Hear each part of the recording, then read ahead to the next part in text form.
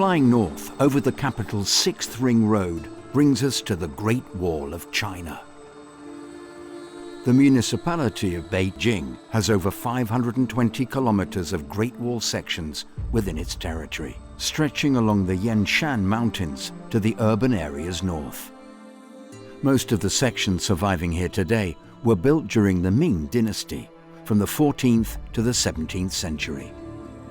Construction materials used included packed earth, bricks, and stones. Historically, the Great Wall was first created by joining up the defensive structures of kingdoms existing before the unification of China in the 3rd century BC. Enhancing the natural barrier of the Yanshan Mountains, it served to protect the nation's agrarian civilization from raiding nomads to the north. But it never separated the many cultures on its northern and southern sides. They met and blended into the colorful and diverse Chinese civilization we see today.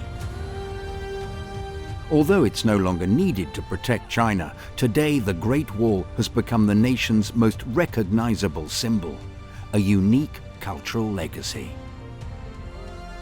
It's even written into China's national anthem, reflecting the undying patriotism and devotion of the Chinese people to their motherland. The Great Wall, together with the historic city of Beijing, has evolved into the spiritual totem of the Chinese people, as well as a cultural emblem of China to the outside world.